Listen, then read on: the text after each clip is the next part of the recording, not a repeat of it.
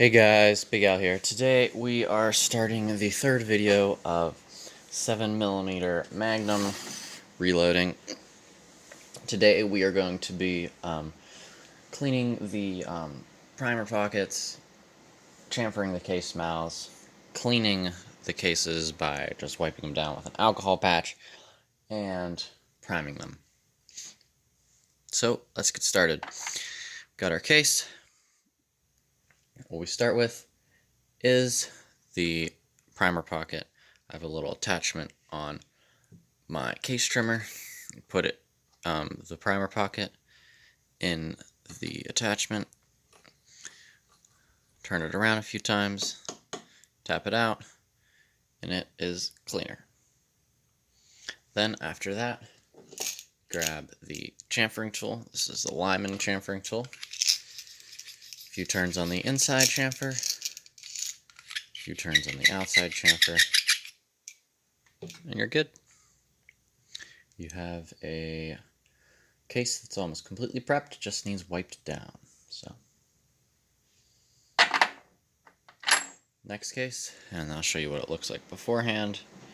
Give you a nice look at all the powder inside there. Put it on the primer pocket cleaning tool, turn it around a few times, tap it out, then you can see it's a little cleaner. And then, almost forgot, chamfer.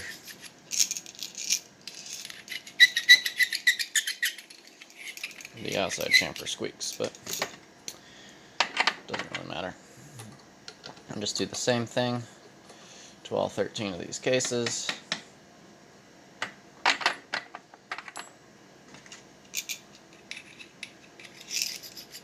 Inside chamfer, outside chamfer.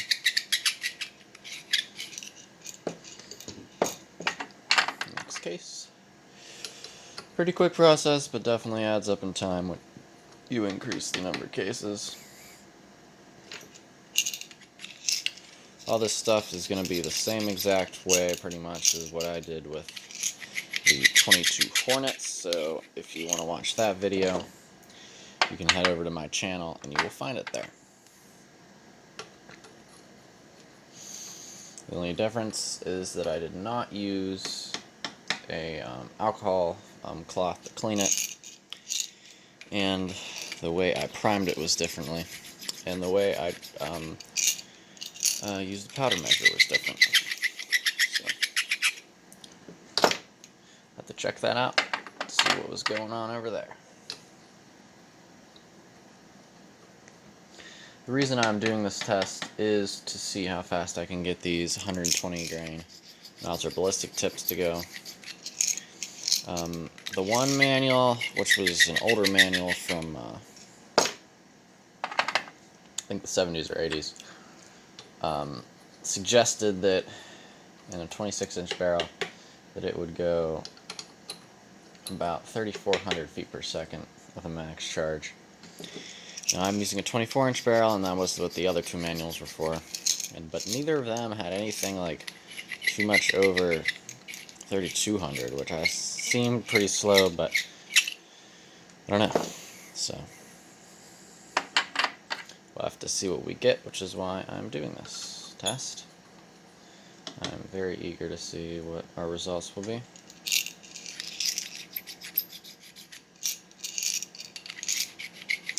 We'll be using Winchester large rifle primers. That is what I have right now. I would not mind getting some different primers, but in the current state of affairs, there is not very much primer variety, if any primers to be found at all. So I will just use what I have, which is Winchester. And I still have a decent amount left, but I will have to buy primers sooner or later.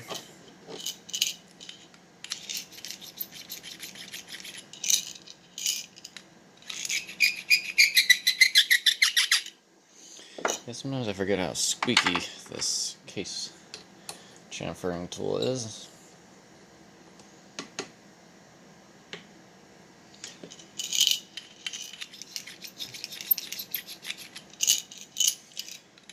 one reason well, there's a few reasons, but one of the reasons that I like to wipe down the cases after I am done with case prep is because when I'm using the dry neck lube, it gets all around that case, and it's just there's a lot of it, and it makes it kind of dirty. So I don't use that stuff with the 22 Hornet, so it's not really a big deal with that. But with the bigger stuff, it has more sizing to do, and the brass is thicker and whatnot, I do like to use that. So you have to wipe it off. This is the last case. Just chamfering it. Looks good. Now time to wipe it off. Just get a nice towel, paper towel, alcohol. This is 91%. Get a nice, generous amount on there. Get your case, roll it, wipe off the primer, wipe off the neck, and you'll see you get a bunch of debris that comes off of it. Just rolling it around.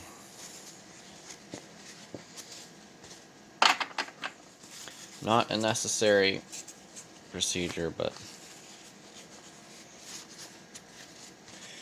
definitely makes it much more aesthetically pleasing.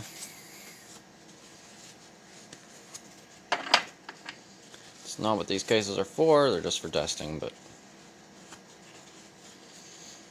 can't hurt.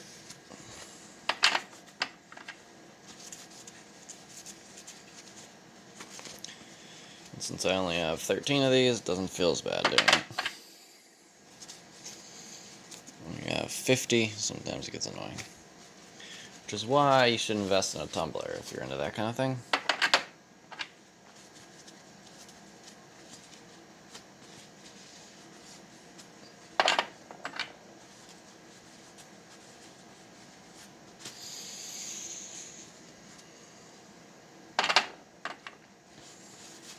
Yeah, I really like the 7 Magnum. Got a lot of powder capacity in there. Can really get things going pretty good, but it's also really versatile. It's not usually. I mean, if you shot any more than a little bit, then it's not too big really for anybody. I would say I'm not a very big person, and I can handle it fairly well. It's definitely not something I like to shoot all day. It's a little bit of a punishment sometimes to do low development on it, but 13 shots is nothing, so, in this gun, so, yeah. I recommend it for lots of people. If you want something big, grab something like this, because you can really get things going with it. Okay, so that is all the case prep. Now that they're wiped down, we will start priming. I'm actually going to use the priming system on this. There is a little, I'll take my die out. There's a little spring loaded cup on the top of there. Just grab a primer, it's Winchester large rifle. Grab one of them or two of them or whatever. You can only fit one in there though. So you grab it, make sure it's faced up. The cup, the exploding part is faced up. Set it in there.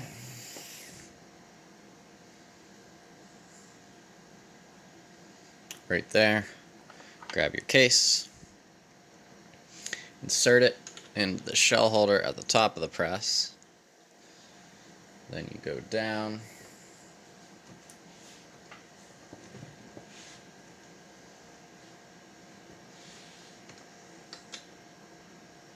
And, oh, that's the wrong shell holder. That's what happens when you don't put the correct shell holder in. So, we will go in reverse for a second.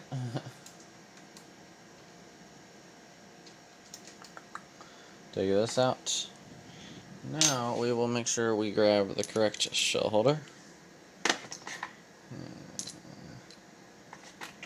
There we go.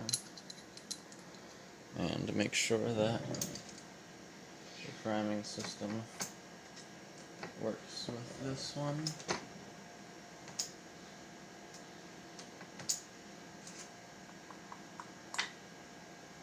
don't know why. Oh, it was just adjusted improperly. Was the correct shell holder. So, when you're adjusting the shell holder, I forgot.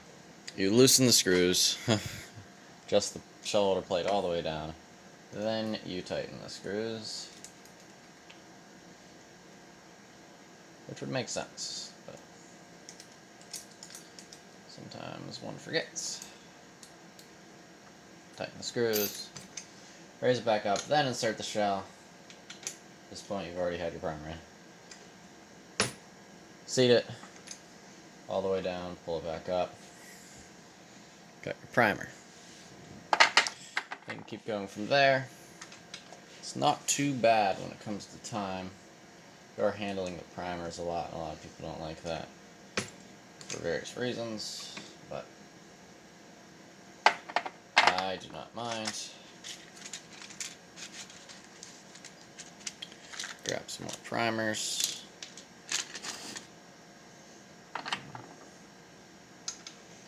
Case in, primer in.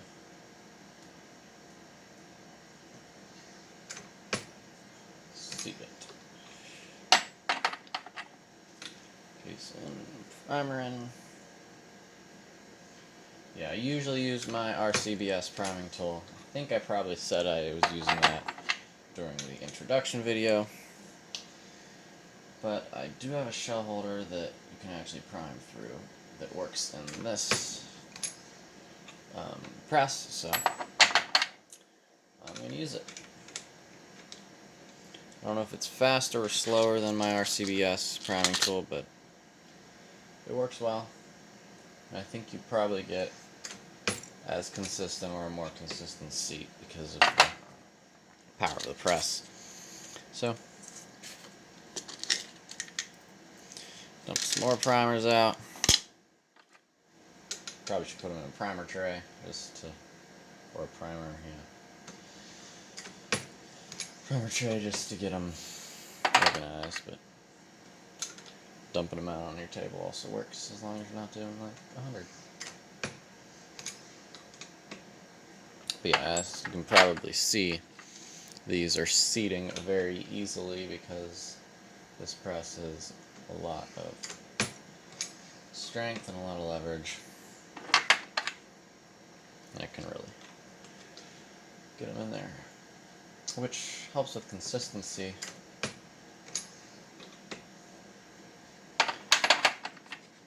The hand priming tool sometimes with tight primer pockets can get worn out, so you might lose the consistency over time, but with this one, pretty automatic. Just throw it in and go.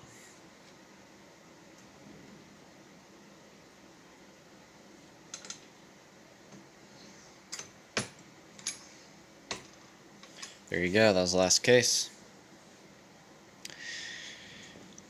So, that's how you do the priming on this. Hope you enjoyed. Stay tuned for the next couple of videos on the powder and the bullet seating, and then we'll do testing over the chronograph and some group testing, see how they shoot. Stay tuned. I hope you have a great rest of your day. And remember to like, share, and subscribe to my channel for more content like this. Have a great day.